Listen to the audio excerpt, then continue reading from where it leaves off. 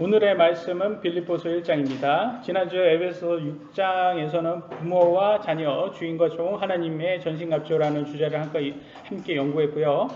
오늘부터는 빌립보서를 같이 연구할 건데요. 빌립보는 마케도니아의 도시이며 아시아와 로마를 잇는 교통요지로서 로마 식민지였다고, 그리고 그렇지만 으뜸 가는 도시였다고 나와 있습니다. 여기 지도 보시면 이쪽이 지금 오른쪽이 터키 지역, 현재 터키 지역 소아시아 지역입니다. 거기고 아시아고 저쪽은 이제 로마죠. 그래서 지금은 그리스. 그래서 어떻게 보면 아시아와 유럽을 잇는 선이라고, 거기에 저기 동그라미 친 윗부분이 빌립보입니다. 빌립보. 교통요지, 로마의 식민지라는 게 성경 구절에도 있습니다. 사도행전 16장 12절에 나와 있습니다. 거기에서 빌립보에 이르렀는데 그곳은 마케도니아의 그쪽 지방에서 으뜸 가는 도시요 또 식민지더라 라고 나와 있습니다. 빌립보 교회는요, 바울의 2차 선교 여행 때 설립한 교회라고 합니다. 그리고 대부분 이방인들로 이루어진 교회였고요. 빌립보서가 쓰여진 시기는 에베소서와 동일한 AD 62년 경이었다고 합니다. 바울이 로마 감옥에서 집필한 옥중서신이고요. 옥중서신은 4권으로 되어 있죠. 4권이죠. 에베소서, 빌립보서, 골로새서, 빌레몬서 이렇게. 그리고 빌립보 교회는 가난했지만 바울 사역을 열심히 지원했다고 합니다. 반면 교회 안에는 논쟁에 빠진 사람과 영적 우월감에 빠진 사람들도 있었다고 합니다. 항상 그런 것 같아요. 자기 자신을 높이려는, 인생의 자랑을 하려는 사람들이 항상 교회에 있을 수가 있어요. 교회가 커지고 여러 사람이 모이니까 그런 사람들이 논쟁을 자꾸, 말싸움을 자꾸 걸고, 뭘 하기를 원했냐면 다른 교회와 같이 이때도 당시에는 율법주의자들, 유대교 율법주의자들이 가장 강력했기 때문에 그들에 의해서 뭐가 맞냐, 율법을 지키면서 예수님을 믿는 게 맞냐, 아니면 예수님만 믿어도 되는 거냐, 율법 안 지켜도 되냐, 이거에서 이제 논쟁이 있었다는 거예요. 그래서 이 사람들은 율법도 지켜야 되지 않겠냐 하면서 우월감을 자기가 높였다고 합니다. 왜냐하면 아시다시피 유대교 율법주의자들이 자신들도 율법을 안 지키면서 다른 사람을 율법을 지키라는 걸 강요했잖아요.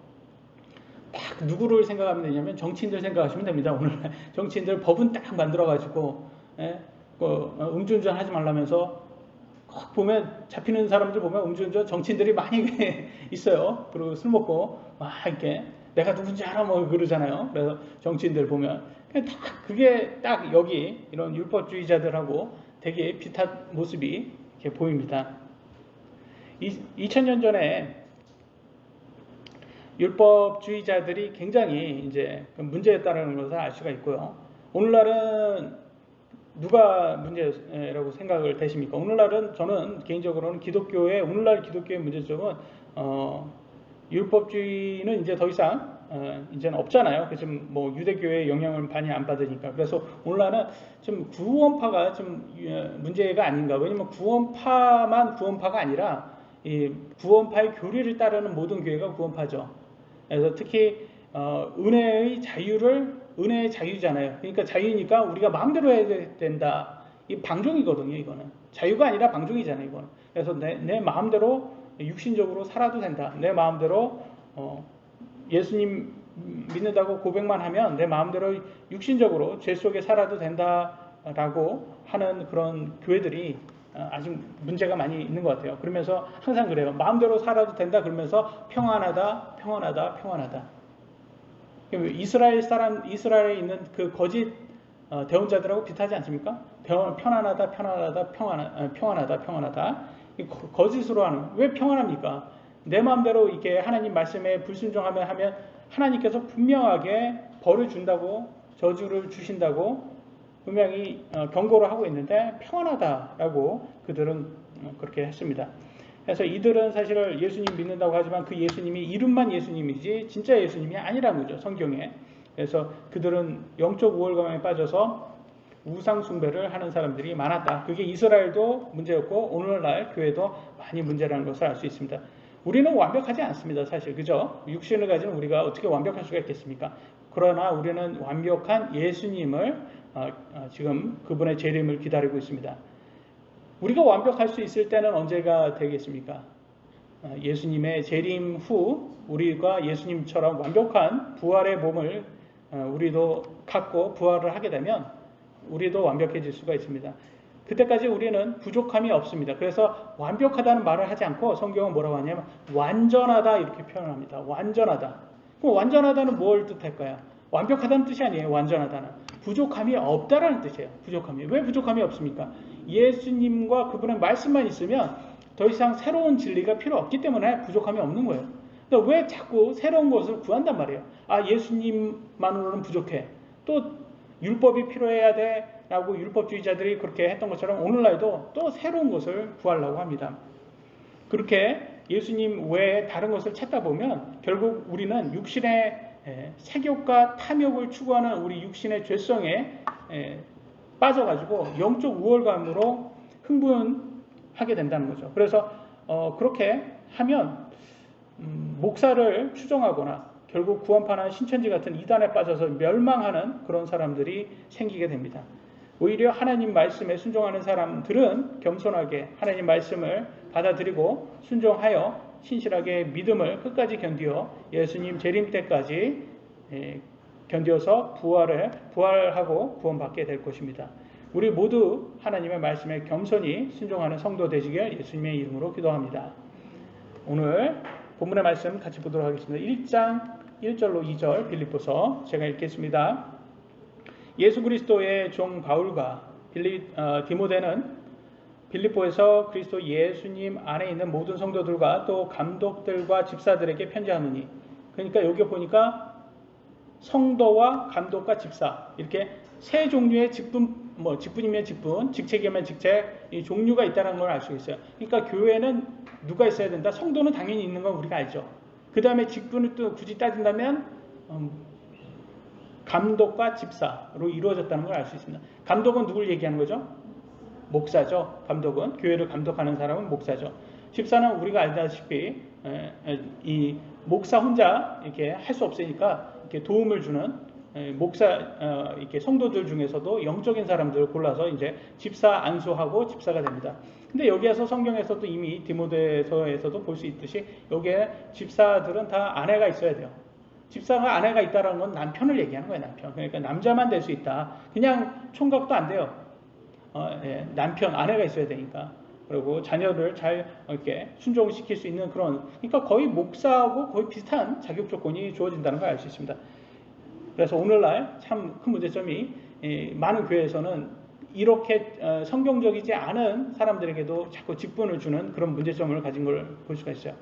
2절 계속 읽겠습니다. 하나님 우리 아버지와 주 예수 그리스도로부터 은혜와 평강이 너에게 있기를 원하노라 라고 기도하고 있습니다. 우리에게는 은혜와 평강이 있어야 됩니다. 그러기 위해서는 무엇보다도 하나님 말씀대로 교회에서도 직분이 주어져야 된다는 것을 알 수가 있어요.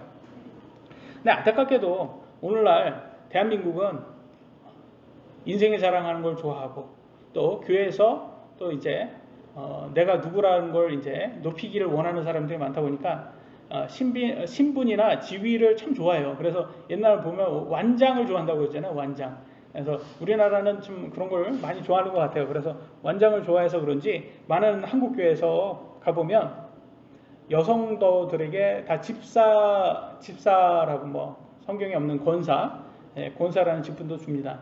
그러니까 과거에는 어떤 교회는 집사 되려면 헌금을 100만 원 해야 된다고 하고 권사 되려면 300, 장로 되려면 1000만 원을 헌금해야 된다고 이렇게 말이 있더라고요. 보면 요즘은 인플레이션으로 조금 더 올랐지 않았을까 이런 농담을 해봅니다. 자, 그래서 저는 이런 생각이 들어요. 이런 얘기가 들릴 정도면 저는 뭐 그런 교회를 다니지도 않지만 다녀본 적도 없지만 그런 얘기를 들릴 정도라면 세상 사람들이 그걸 듣는다면 어떤 느낌이 들까요? 교회 가니까 집사가 되려면 이렇게 뭐 권사 되려면 장로 되려면 이렇게 돈을 내야 된다. 제 개인적으로는 천주교가 돈 받고 면죄부를 팔았잖아요.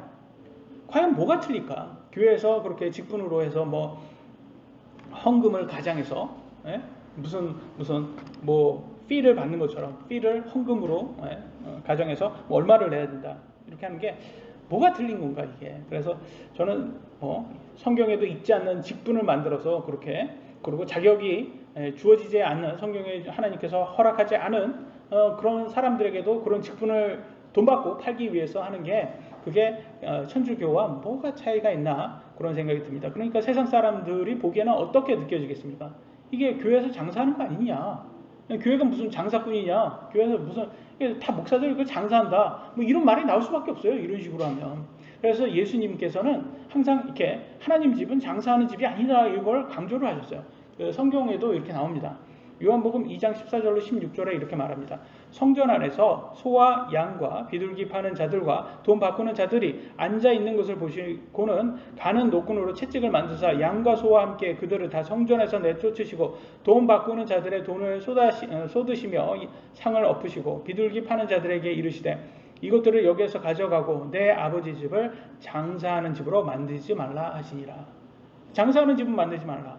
교회는 장사하는 곳이 아니라는 거예요. 하나님의 집은 장사하는 곳이 아닙니다. 예수님은 성전 앞에서 장사하는 사람들을 다 내쫓았습니다. 사람들이 성경을 보지 않고 언변 좋은 목사를 추종하면 믿음을 지배당하여 비성경적인 것을 교회에 해도 그것을 전통으로 당연시 받아들여요. 그건 뭐 우리가 계속 해왔던 전통이기 때문에 이렇게 뭐 헌금 뭐 이렇게 하시는 거 뭐 전통입니다. 그거 괜찮습니다. 오늘날 한국 사람들이 제사 지내는 걸 뭐라고 해요? 유교 그 종교 행위 아닙니까? 그러면 뭐라고 해요? 전통이다. 제사는 전통입니다. 그 종교예요, 종교. 유교 종교 행위잖아요. 근데 그걸 전통으로 받아들인단 말이에요. 그래서 괜찮대요. 그거 똑같은 거예요. 교회 직분은 분명히 성경적으로 줘야 되고 그래야지 그 안에 교회가 평안할 수가 있습니다. 첫 번째 주제입니다. 감사와 간구입니다. 하나님께서는 항상 감사와 간구를 하라고 말씀하셨습니다. 빌립보서 1장 3절로 5절. 내가 너희를 기억할 때마다 나의 하나님께 감사를 드리고 너희 모두를 위하여 기도할 때마다 항상 기뻐하며 간구함은 첫날부터 지금까지 너희가 복음 안에서 교제하였기 때문이라 라고 나와 있어요. 감사와 간구는 언제 가능하냐면 하나님 말씀, 복음 안에서 교제할 때 가능하다는 것을 알 수 있습니다. 사도 바울이 빌립보 교회를 왜 기뻐했습니까? 그리스도 복음 안에서 말씀대로 교제했기 때문입니다. 교회가 성경 말씀대로 해야 하나님의 기쁨이 됩니다. 성경 말씀으로 교제하는 곳이 교회입니다.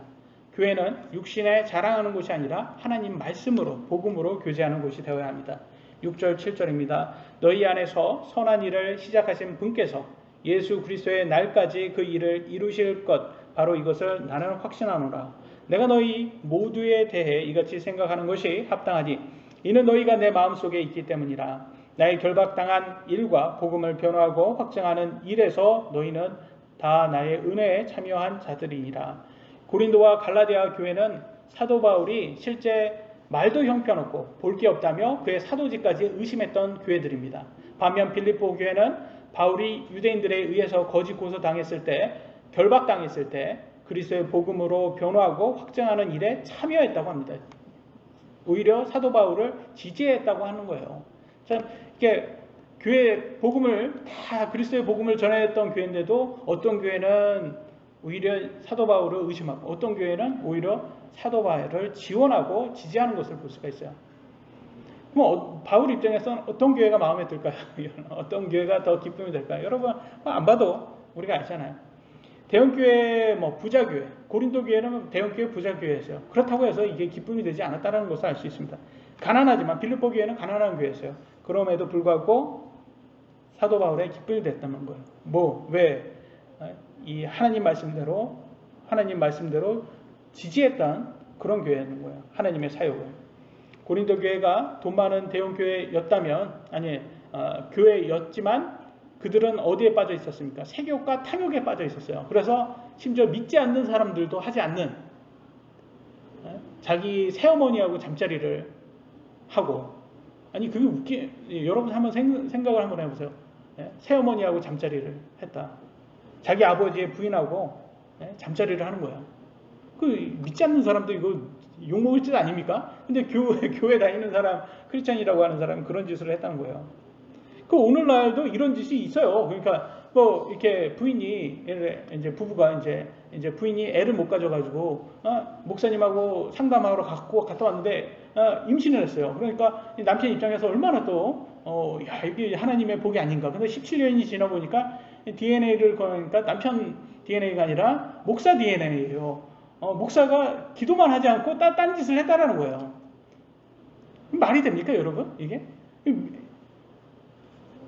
이 부인이라는 사람은 17년 동안 자기 남편을 속였던 거예요. 누구하고 가늠하고, 예? 목사하고 가늠하고. 이게 오늘날 대한민국에서 일어난 교회입니다. 규모도 꽤 있는 교회. 뭐 2015년인가? 그때 뭐 이렇게 TV에 나왔던 것 같은데. 여러분 생각은 어떻습니까? 이게 뭐 같은 짓 아닙니까? 이거나 뭐 고린도 교회나 거의 비슷한 제가 말했던 지금 이 사건이나 고린도 교회는 똑같잖아요. 지금 하는 짓이. 그러니까 세상 사람 보기에는 목사가 이게 믿어지겠어요, 이게? 성경의 말씀대로 실천하는 교회는 빌립보 교회였고, 언변이 좋은 사람들을 추종하는 교회들은 세교과 탐욕을 쫓는 이 고린도 교회와 같은 짓을 한다는 것을 여러분 보셔야 되는 거예요. 지금 보시고 여러분 판단하셔야 되는 거예요. 겉으로 보기에는 빌립보 교회는 가난하니까 그렇게 별 볼 일 없었어요. 근데 세상 사람들에게는 화려한 대형 건물, 대형 교회가 훨씬 더 보기 좋고 신뢰할 만했겠죠. 그렇지만 하나님께서는 누구를 더 지지했는지 아실 겁니다. 8절입니다. 내가 예수 그리스도의 심정으로 너희 모두를 얼마나 많이 그리워하는지 하나님께서 내 증인이시라. 그래서 참 보고 싶었다. 꼭 사랑하는 사람을 보고 싶어하는 그런 모습을 보여주고 있어요. 그러니까 얼마나 예쁘면 여러분 자식이 너무 예뻐가지고 막 보고 싶어 죽겠는 그런 모습을 보여주고 있어요. 빌립보 교회를 향한 바울의 사랑이 뚝뚝 떨어지는 것을 확인할 수 있습니다. 우리도 하나님 말씀대로 이렇게 신앙생활을 하면 하나님으로부터 뚝뚝 떨어지는 사랑을 받을 수 있다는 것을 알 수가 있습니다. 9절 11절입니다. 내가 이것을 기도하노니 곧 너희의 사랑이 지식과 모든 판단에서 여전히 더욱더 풍성해지고 너희가 뛰어난 것들을 입증하며 그리스도의 날까지 성실하고 실족거리 없는 사람이 되며 예수 그리스도로 말미암는 의의 열매들로 가득하여 하나님의 영광과 찬양이 되기를 구하노라. 교회는 예수 그리스도께서 재림할 때까지 성도들이 성실하게 신앙생활하고 믿음에서 실족하여 믿음을 버리고 세상으로 돌아가는 사람이 없도록 서로에게 용기를 주는 곳이 되어야 합니다. 우리의 지식과 모든 판단은 세상의 기준이 아니라 오직 하나님의 말씀을 근거로 사랑을 실천하고 말만 하는 것이 아니라 실제 우리 삶에도 적용하여 열매로 입증하는 곳이 되어야 합니다. 여러분이나 저나 이미 우리의 삶의 인생의 절반을 이미 산 사람 아닙니까? 그죠?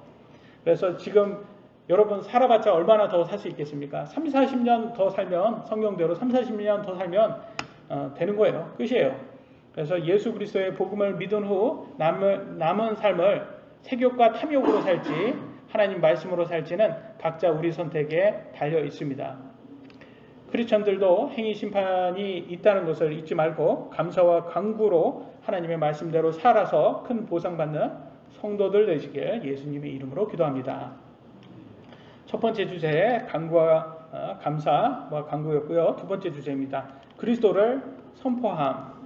12절 13절 그러나 형제들아 내게 일어난 일들이 도리어 복음을 진전시키는 기회가 된 줄을 너희가 알기를 내가 원하노라.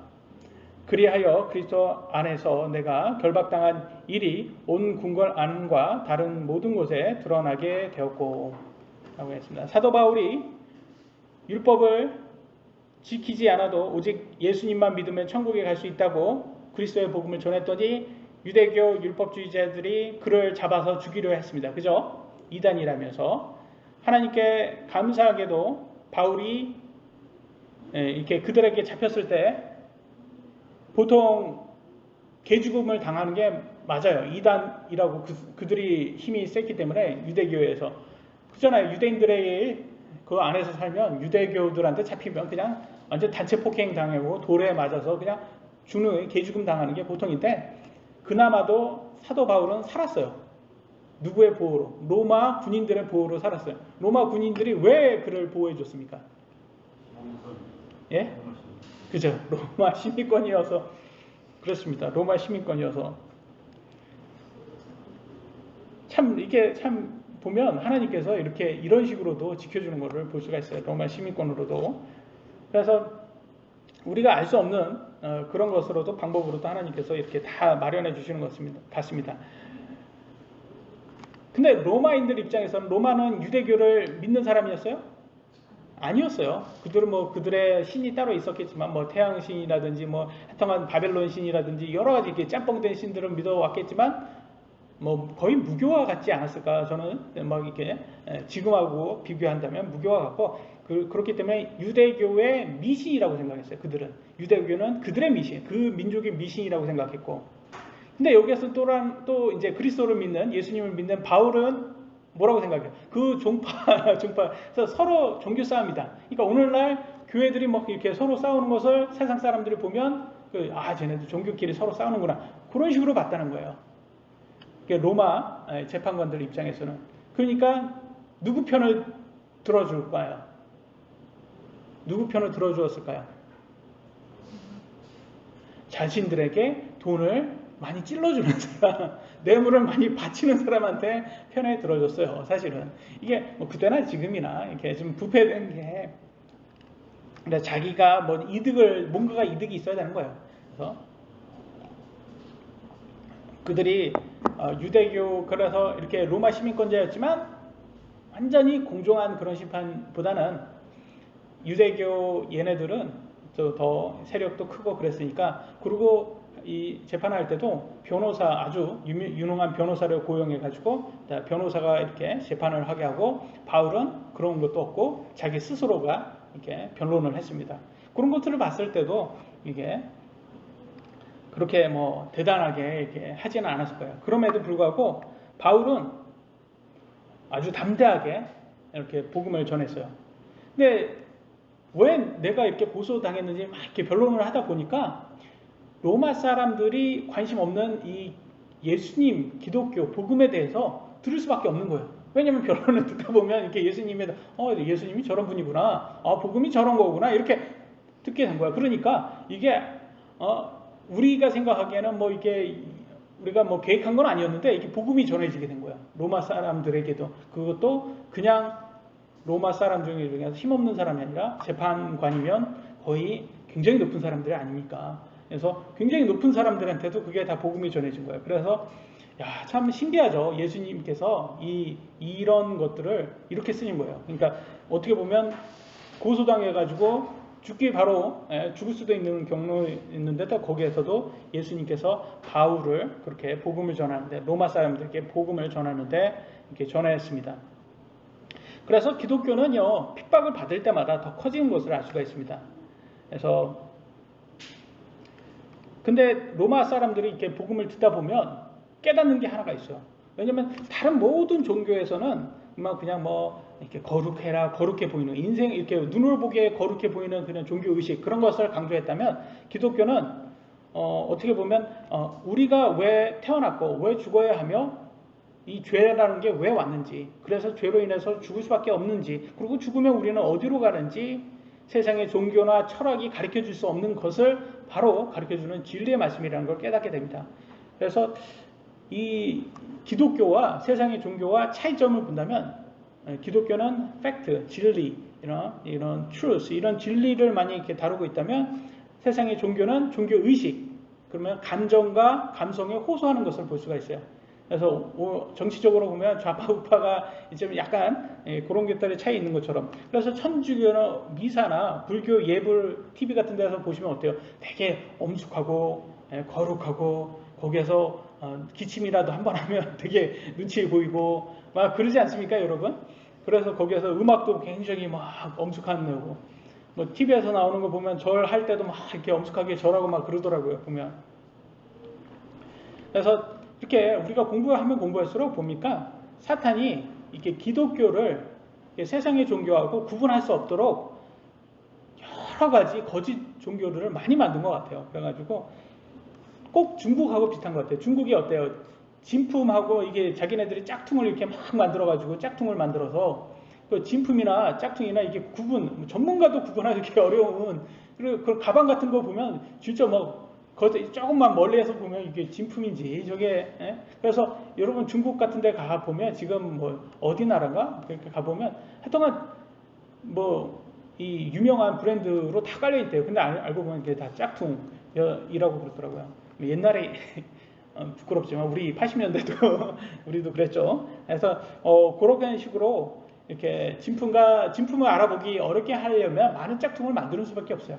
그러니까 이 사탄이 그렇게 한 게 아닌가 싶어요. 이 기독교를 막 이렇게 가리려면 이게 다른 세상 사람들에게 모르게 숨기려면 많은 짝퉁의 종교를 많이 만들수록 기독교도 저런 종교 중에 일부 종교 중에 하나구나라는 것을 그리고 감정으로 자꾸 이렇게 호소를 해가지고 사람들을 이렇게 혼동스럽게 하는데 딱 저것만 보면 되는 것 같아요.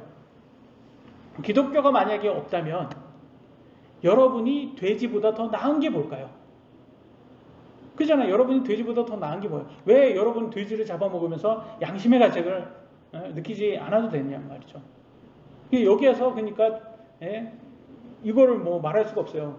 그리고 인권이라는 것은 하나님께서 우리에게 주신 건데 모든 인간은 동등하다라는 인권인데 인간보다 더 높으신 분이 주지 않았으면 인권이라는 거는 가질 수가 없단 말이죠. 그래서 만약에 하나님이 없다면 양육강식이잖아요.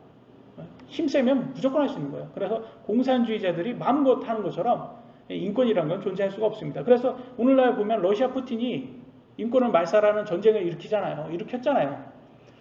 하나님을 두려워한 사람은 이렇게 할 수 없지만 이렇게 공산주의 러시아 푸틴 같은 사람들은 이걸 한단 말이에요.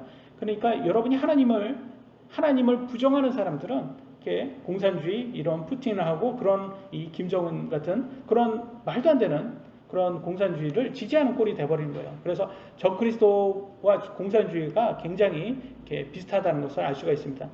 그래서 저는 이렇게 이 공산주의를 지지하는 좌파들이 기독교와 될 수가 없다고 생각을 해보거든요. 왜냐하면 기독교는 적그리스도와 반대하기 때문에. 근데 적그리스도를 지지하는 좌파들이 있잖아요. 근데 좌파 기독교가 있단 말이에요. 이 땅에는 좌파 기독교가 있어요. 그래서 이거는 무슨 덩어리예요?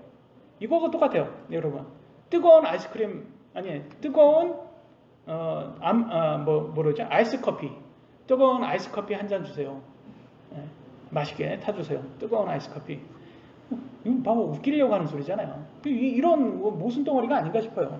그러니까 좌파 기독교라는 것은 둘이 좌파와 기독교가 함께 갈 수 없는데 그게 함께 간다는.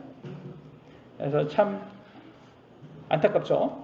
14절로 18절 계속 읽겠습니다. 주 안에 있는 형제들 중에 많은 이들이 내가 결박당한 일로 인해 확신을 갖게 되어 두려움 없이 말씀을 더욱 담대히 말하게 되었느니라. 참으로 어떤 이들은 심지어 시기와 다툼으로 그리스도를 선포하고 또한 어떤 이들은 선한 뜻으로 하나니 저들은 내가 결박당한 일에 고통을 더할 줄로 생각하여 성실하지 않게 다툼으로 그리스도를 선포하나 이들은 내가 복음을 변호하기 위해 세워진 줄 알고 사랑으로 하느니라. 그러면 무엇이냐? 그럼에도 불구하고 거칠애로 하든지 진실로 하든지 모든 방법으로 그리스도께서 선포되시나니 이로써 나는 기뻐하고 또 참으로 기뻐하리라. 어떤 사람은 바울을 위해 복음을 선포했고 어떤 사람은 바울이 더 고통받게 하기 위해서 복음을 선포했다 합니다. 그럼에도 의도는 잘못됐지만 그럼에도 불구하고 복음이 그리스도가 선포된다면 바울은 괜찮다고 합니다. 근데 예수님도 이와 비슷한 말을 한 적이 있어요. 보겠습니다. 마가복음 9장 38절로 40절에 요한이 그분께 응답하여 이르시되 이게 선생님은 예수님이에요. 선생님이요 어떤 사람이 선생님의 이름으로 마귀들을 내쫓는 것을 우리가 보았는데 그가 우리를 따르지 아니하나이다. 그가 우리를 따르지 아니하므로 우리가 그를 막았나이다. 하거나 예수님께서 이르시되 그를 막지 말라. 내 이름으로 기적을 행하고서 쉽사리 나를 비방할 사람이 없나니 우리를 반대하지 않는 자는 우리 편이라. 이렇게 나와 있습니다. 그래서 어떤 사람은 한 교회를 해서 참 보면 예수님께서는 저는 이걸 가지고 뭐를 느꼈냐면 이런 생각이 들어요. 너무 이렇게 자꾸 이렇게 부정만 하고 나쁘다고 말하는 것은 우리의 임무가 될 수가 없겠다라는 생각이 들어요. 그러니까 우리의 모든 사역이 저는 구원파에 대해서 비판은 하지만 그러니까 구원파의 비판이 우리의 모든 사역의 전부다라고 하면 그건 잘못된 거라는 거죠. 그거는 그래 기독교는 아니 구원파는 이래서 문제고 그렇기 때문에 우리는 이래야 된다라는 이런 결과까지 나와야 된다는 거죠. 그래서 어떤 사람을 봤더니 저는 참 재미있는 사람이에요. 이 사람은 어떤 교회를 딱 타겟을 잡고 이 장로교회 사람인데 그런데 이 뭐 마음에 안 들었나면 뭐가 마음에 안 들으면 이 뭐 여기 교회는 이건 이단이다. 그래서 이 교회가 이단이어야 될 수밖에 없는 이유를 계속 연구해서 이걸 막 사람들한테 막 알려요. 근데 이 사람의 사역은 뭐였냐면 이단 시키는 게 이 사람의 사역의 전부예요. 그래서 참 저 사람은 참 이렇게 참 열정은 참 대단하지만 저거 왜 저러나? 저기 자기 사비 들어가지고 막 책을 만들어요. 이 교회가 이단인 이유. 그래서 저는 생각해서 저도 구원파나 신천지라든지 이런 좌파라든지 이런 거 별로 좋아하고 마음에 안 들지 않지만 그래도 걔네들이 하던 말던 저는 그렇게 관심이 없습니다. 하던 말던 그잖아요. 우리 하는 게 더 중요하지. 근데 이렇게 자꾸 이렇게 막 방해하고 막 이러는 것을 보면 이게 사탄이 보통 하는 짓하고 비슷하다는 생각이 들어요. 그래서 좌파들도 그러잖아요. 좌파들 하는 거 보면 지네들 하는 거 잘 하고 그러면 상관없는데 얘네들의 주 임무는 뭐예요? 이렇게 우파 공격하는 게 주 임무예요. 얘네는. 그래서 막 공격을 그렇게 해서 물론 우파들이라고 다 완벽하지도 않고 거기에서 부패된 정치인들이 많이 있을 거 아닙니까? 그래서 그런 타겟을 딱 잡아가지고 막 공격을 합니다. 막 공격을 하면 자기네들이 맞겠죠. 그래서 자기네들이 정권을 딱 잡으니까 어떻게 됐어요? 그들은 깨끗해집니까? 아니 오히려 더 문제가 많았고 조국 같은 그런 부패 많은 사람들을 오히려 지지했잖아요. 그리고 조국을 수호하기 위해서 하고 그런 걸 보면서 얘네들이 참 문제가 많구나라는 걸 생각을 더욱더 많이 하게 되더라고요. 그래서 참 보면 이렇게 누구를 이렇게 지적만 하고 자기는 똑바로 안 하는 것을 보면 오늘날 언론사가 좀 그런 것 같아요. JTBC나 MBC 같은 거 보면 이게 좌파 방송이에요. 이건 대놓고 좌파 방송이에요. 이건. 그래서 이런 언론이 부패되니까 나라가 이렇게 부패가 되는구나 라는 것을 볼 수가 있어요. 그래서 성경은 꼭 이것도 같이 말하고 있습니다. 마태복음 7장 3절로 5절에 뭐라고 말합니까? 너는 어찌하여 내 형제의 눈 속에 있는 티는 보면서 내 눈 속에 있는 들보는 깊이 생각하지 못하느냐? 혹은 보라 내 눈 속에 들보가 있는데 내가 어찌 내 형제에게 이르기를 내가 내 눈에서 티를 빼내게 하라 하려느냐? 너 위선자여 먼저 내 눈에서 들보를 빼내어라. 그 뒤에야 내가 들보 분명하게 보고 내 형제의 눈에서 티를 빼내리라. 들보는 아주 큰 이렇게 영어로는 이렇게 빔이라고 나와요. 빔. 어떻게 보면 아주 기둥을 등지는 이렇게 지붕을 완전히 받치는 그게 들보 아닙니까? 얼마나 큰 그 나무입니까? 그런 거 하고 자기 죄는 이만큼 갖고 있으면서 이렇게 가시 같은 이렇게 어떻게 보면 이쑤시개보다 더 낮은 가시를 누가 갖고 있으면 야 너 그거 좀 묻었다고 뭐라고 하는 그게 우리나라 속담도 있잖아요. 똥 묻은 개가 겨 묻은 개 뭐라고 한다고. 자기는 똥 묻어 놓고선 겨 묻었다고 막 누구를 흉보고 남의 작은 흉을 자기는 더 큰 흉을 가졌으면서 남의 작은 흉을 가진 걸 흉본다라는 사람들. 그래서 저는 어떤 사람들을 이렇게 보냐면 좀 이렇게 크리스찬이라면서 막 목사를 막 비판합니다. 목사가 저러면 안 돼. 근데 알고 보면 자기는 술 마시고 담배 피고 절제력이 전혀 없어요. 그냥 웃겨요. 그냥 저는 아니 저기 크리스찬이라면서 자기는 왜 술하고 담배를 피우면서 왜 절제도 전혀 못하면서 다른 그러면 목사의 문제점을 말하면 그 성경적으로 이 잘못됨을 이렇게 말해야 되는데 그것도 아니고 자기 마음에 안 들어서 저 목사는 저러면 안 된다고.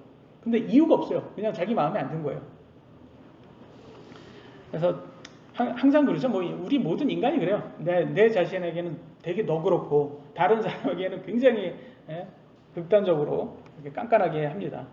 우리 모두가 마찬가지예요. 그래가지고 성경에는 이렇게 남을 이렇게 심판하지 말고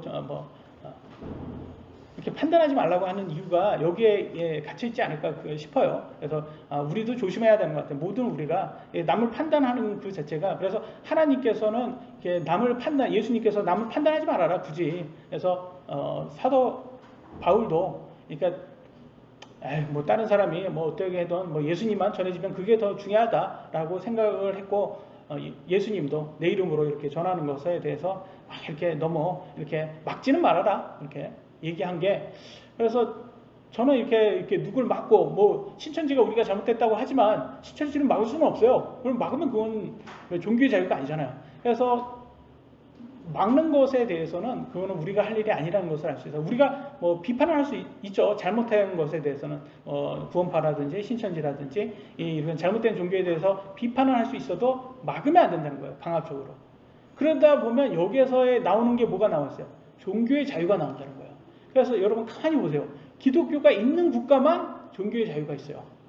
근데 기독교가 없고 뭐 저런 뭐 북한이라든지 아니면 이슬람교라든지 이런 데는 종교의 자유가 없어요. 불교 뭐 이렇게 세게 믿는데도 종교의 자유가 없어요. 거기도. 왜? 걔네는 막잖아요. 그래서 결과적으로는 이게 기독교만 종교의 자유가 있을 수밖에 없구나. 막지가 않으니까. 그래서 참 어떻게 보면 그리스도의 선포가 자유를 주는구나. 그래서 그거를 알 수가 있습니다. 마지막 사는 것이 그리스도라는 주제에 가서 같이 보도록 하겠습니다. 빌립보서 1장 19절로 21절입니다. 너희의 기도와 예수 그리스도의 영께서 공급해 주심을 통해 이것이 나의 구원으로 바뀔 줄 내가 알므로 나의 간절한 기대와 소망에 따라 내가 아무 일에든지 부끄러워하지 아니하고 항상 그러하였듯이 지금도 온전히 담대하여 살든지 죽든지 내 몸에서 그리스도를 높이고자 하나니 내게는 사는 것이 그리스도시요 죽는 것이 이득이니라 라고 나와 있어요. 기독교는요 죽는 것이 오히려 이득이라고 표현을 합니다. 그래서 죽음에 대해서 여러분 두려워하실 필요가 없어요. 왜냐하면 우리는 예수님을 믿었기 때문에 우리는 죽어도 이득이에요. 죽어도 천국에 가기 때문에 이득이에요.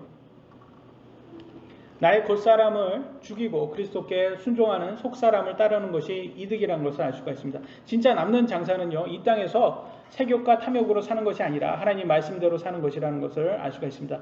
전도서를 통해서 솔로몬이 세욕과 탐욕을 많이 해봤어요. 삶의 끝까지 그 사람은 끝까지 해봤어요. 그 사람 아주 종결자입니다. 근데 결론이 뭐예요? 다 후회를 하잖아요.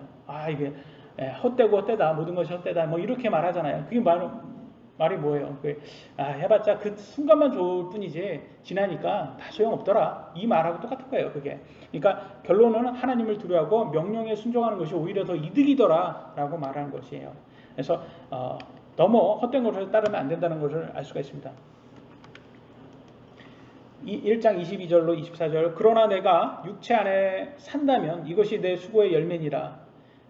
그럼에도 내가 무엇을 택할지 알지 못하노니. 그래서 여기 지금 사도 바울도 지금 죽고 살고에 대해서 지금 뭘 하고 있어요?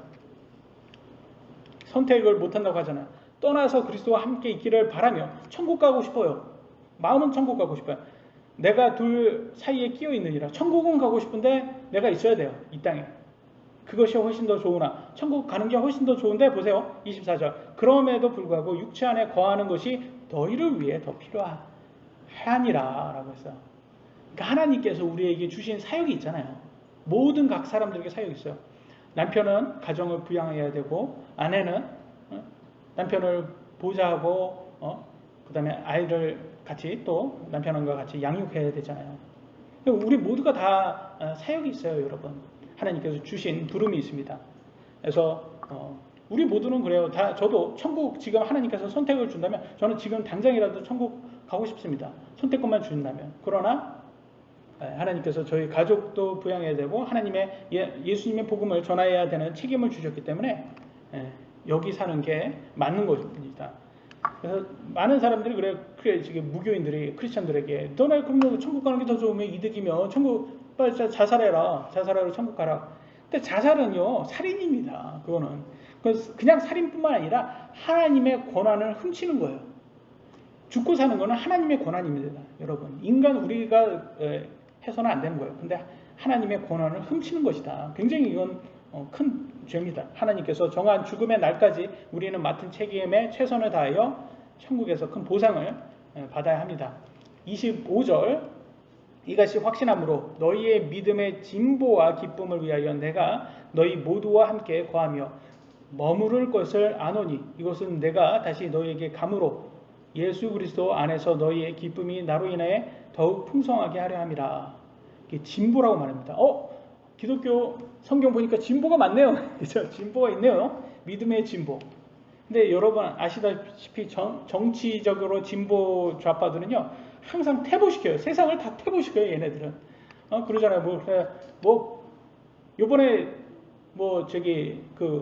강남에 홍수 나오고 막 그랬잖아요. 옛날에 우파, 오세훈, 거기에 크게 만들려고 했는데, 박원순 된다면 그거 다 취소했다며요. 돈 아깝다고. 취소했다. 2011년도에 그런 게 하나 또 있었다며요. 그런데 그걸 경험하고 크게 만들어서. 그래서 그거 만든 지역은, 물난리 안 나고. 요번에 거기는 박원순이 취소시켜서 나온 거 아닙니까? 이게 지금 퇴보시키잖아요. 걔네는 항상 그렇게 퇴보시킨다니까요. 말은 좋아요. 그러면, 큰 돈 들여가지고 이렇게 그걸 하면, 물론 그래요. 맞아요. 그게 물난리 안 나면, 그게 어떻게 보면, 이게 돈, 그냥 낭비처럼 보일 수도 있어요. 그런데 이렇게 물난리 날 때를 위해서 그런 게 있어야 되는데, 항상 얘네는 퇴보시켜요. 그래서 보세요. 이렇게 해민 주봉석 씨처럼, 다른 사람의 재산은 퇴보시켜요. 무소유를 막 강요해서 다 퇴보시키고, 자신의 재산만 진보시켜요. 풀소유를 하잖아요.